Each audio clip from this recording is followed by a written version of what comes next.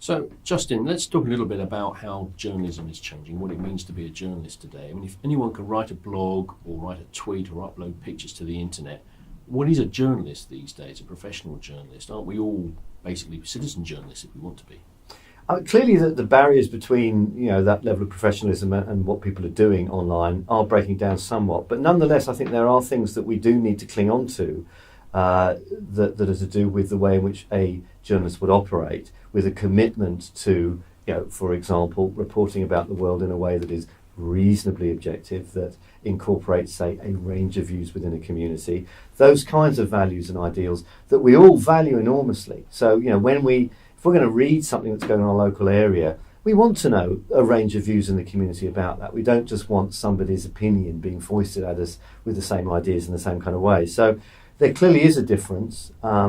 And I think that there are many aspects of what a journalist is that we all value hugely, actually, and we depend upon. So I think we do need to retain some of the core values of journalism in the way in which we get our information. Otherwise, our trust in the information we get, knowing where it comes from, all those kinds of things, becomes much, much less.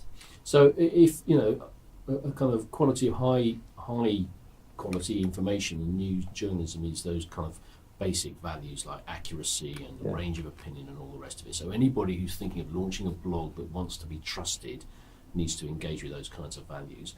Then what differentiates a professional journalist? Are we all doing the same thing, or are there other things besides those basic values that everyone needs to buy into?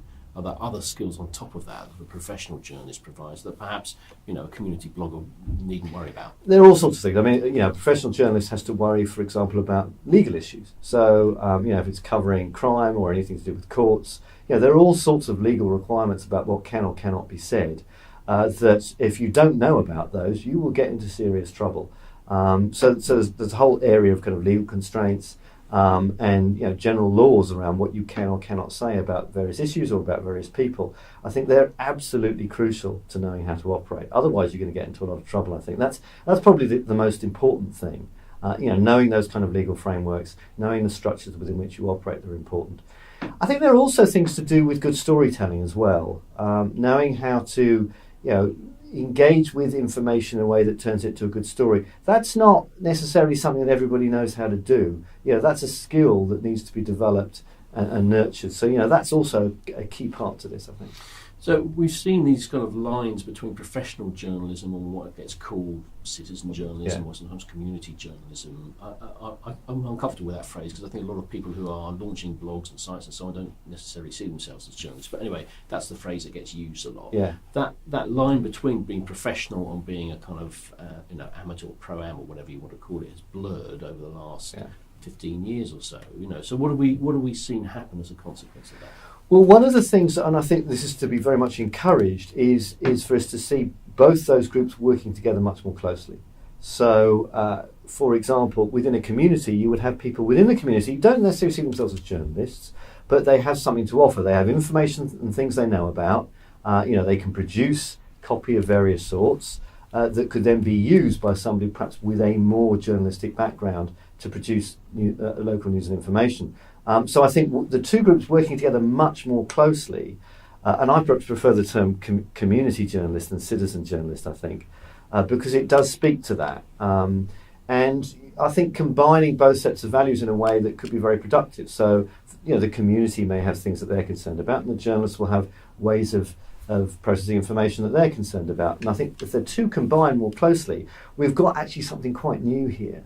That I think people would really want to engage with and readers would certainly want to read. So what we're saying is any member of the public or any community now has access to public space, is able to publish stuff either on the internet or indeed some of them are publishing in print as well now, but that there is a kind of complementary relationship they can have with professional media and professional journalism that can work to the advantage of each sector, as it were. Absolutely, and I think and definitely the advantage of both sectors. What the journalists benefit because they get information in a much more efficient way.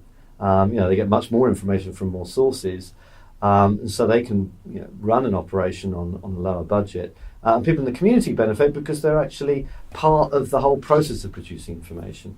I think the problem with the model of citizen journalism in the past is all it's often meant is people going out and taking a few pictures which may or may not get used by newspapers. It's not really it's not a partnership really in any meaningful way. This is much more of a partnership that we're talking about. Well, here, so what are some of the differences in how a professional journalist might report a community and how a hyperlocal or the community itself might report what's happening? What are some of the different approaches or different tones or styles? Well, clearly a journalist is going to have their eye on various aspects of what news is, what's newsworthy, what makes a good story, what makes a good news story. That's going to be the uppermost of the journalist's mind. For the community, it may be a different set of things. For what's important for the community may not be those things.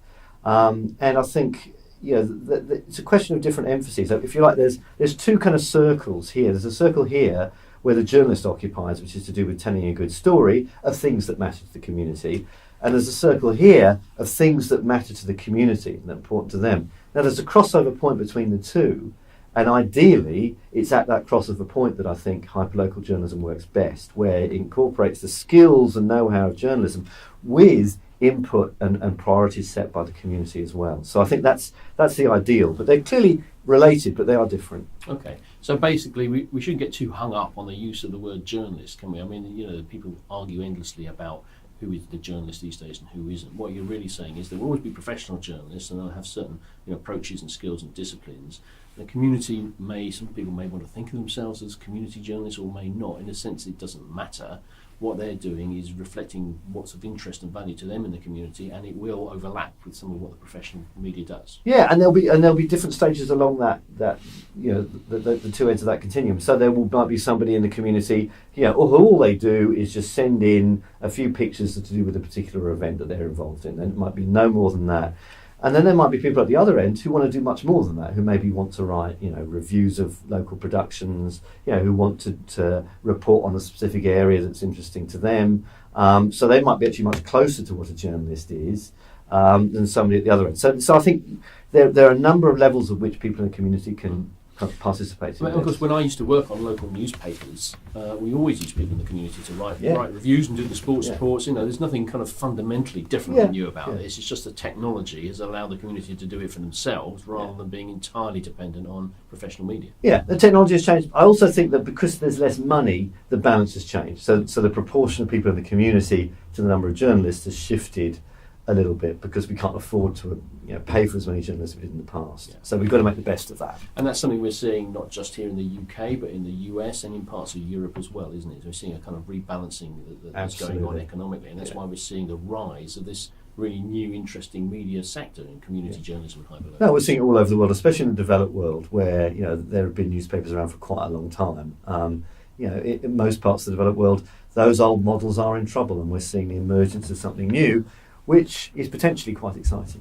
Great, thanks very much.